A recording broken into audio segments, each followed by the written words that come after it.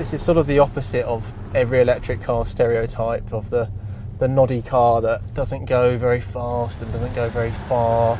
I think the 0 to 60 is something insane like 4.2 seconds. This thing can do 130 miles per hour, although we've not quite got to that speed today.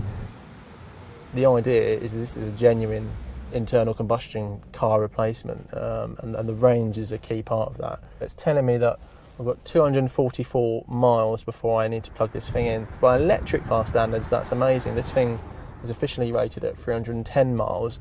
And just to put that in context, most electric cars you can buy today will do you about 100 miles or so. Oh, thank you. One electric car driver to another. Cheers. Although Tesla really don't market the Model S from a sort of tree hugger environmental point of view, this is probably the most environmentally friendly car in this street at the moment here. One of the main obvious things is that it has no tailpipe, so there's no local air pollution issues, and there's obviously also the greenhouse gas element of it, because oil is only going to ever be as green as oil is, which is not very, because it's pretty carbon intensive, whereas this thing can be charged entirely from nuclear power and wind turbines and solar farms and gas power, all of which together are going to give you a lower carbon footprint than a conventional combustion engine car.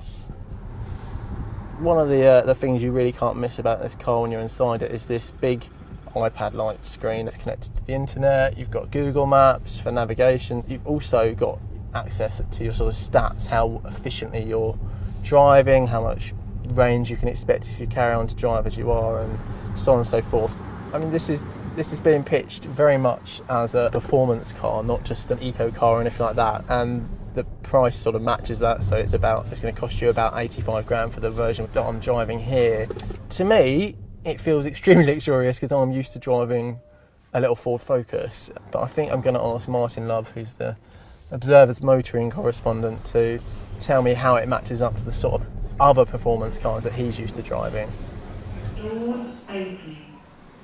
Underwhelmed would be a harsh way of putting it, but I have to say I think it's a remarkably anodyne, almost anonymous looking car. I think if you drove down the road, very few people, other than those who really know their motoring stuff, are going to give you a second look.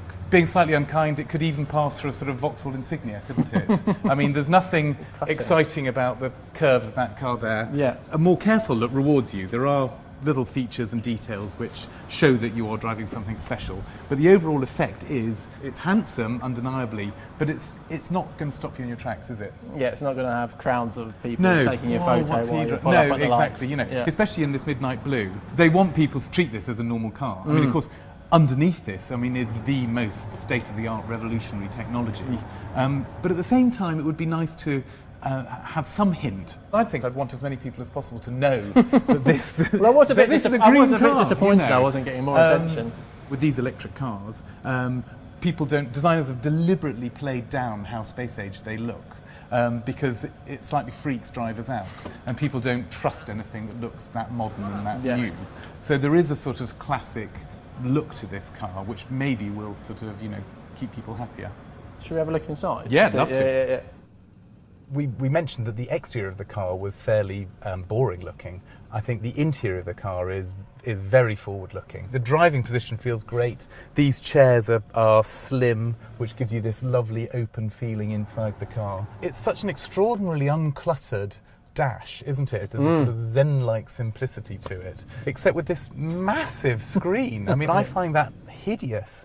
It's like one of those sort of, it's like one of those small flats with a, 96-inch massive great plasma TV on the screen, Is it a bit crass for you, Martin? It's a little bit crass, a bit vulgar for me. Okay. I cannot imagine what information they think they're going to give you. It's completely distracting. It's driver-oriented, so that's not good. So have a screen like this, to me, seems dangerous at least. Having said that, it's spectacular, isn't it? Yeah.